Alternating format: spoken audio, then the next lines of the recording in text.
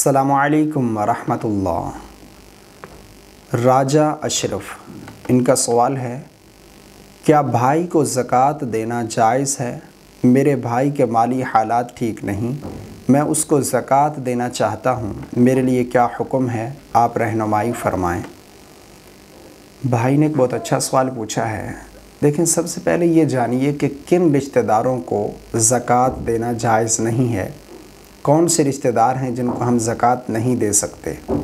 3 तरह के रिश्ते हैं जिन्हें हम ज़कात नहीं दे सकते। नंबर 1 पर उसूल, फ़ुरू और शौहर और बीवी एक दूसरे को ज़कात नहीं दे सकते।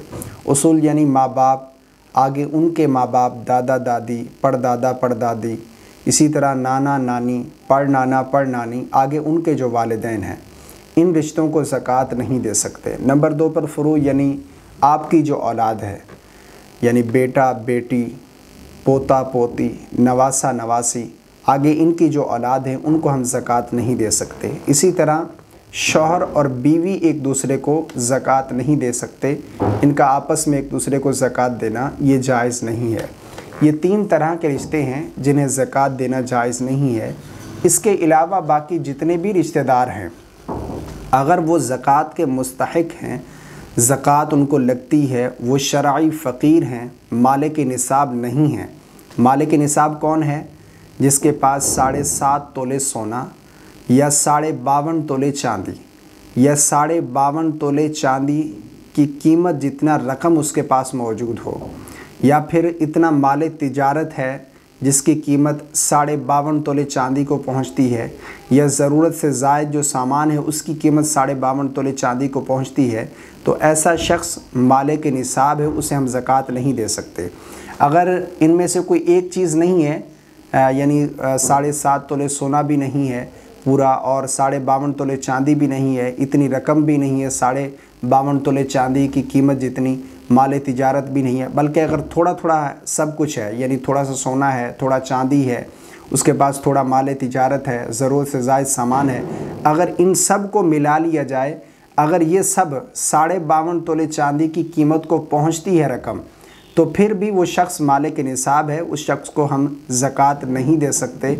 अगर उसका कहीं उसने किसी को कर्ज़ दिया हुआ है, अगर वो रकम 52.5 तोले चांदी की कीमत को पहुंचती है, तो फिर भी वो मालिक निसाब है, उसे हम ज़कात नहीं दे सकते।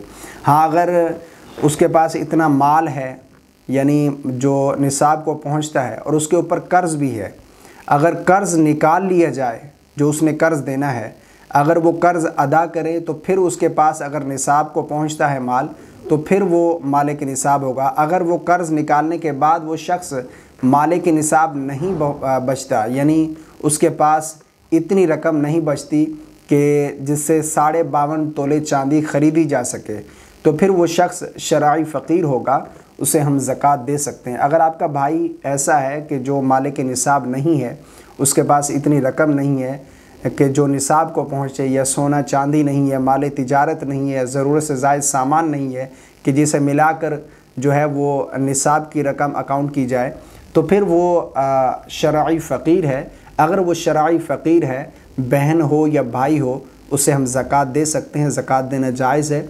बल्कि फिर अफजल है कि अपने करीबी रिश्तेदारों को, जो करीबी रिश्ते हैं, उनको ज़कात दी जाए।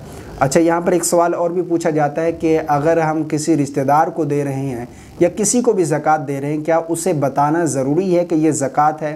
तो ऐसा बिल्कुल नहीं है, बताना शर्त नहीं है। आपने नीयत कर ली कि ये ज़कात है, ये सदका है, ये फ़ितरा है, जो भी आपने नीयत की है, आपने खामोशी से उसे दे देना है, या उसे आप गिफ्ट कहकर, तोहफ़ा कहकर, हदिया कहकर भी दे सकते हैं कि हमारी तरफ से तोहफ़ा है, हदिया है, ये हमारी तरफ से हेल्प है, आप रख लें, आपके हालात ठीक नहीं हैं। तो इस तरह भी ज़कात सदक़ात दिया जा सकता है। उम्मीद करता हूँ मेरी बात आपको समझ आ गई होगी। अल्लाह ताला हम सब को समझ की तौफ़ीक़ अता फ़रमाए।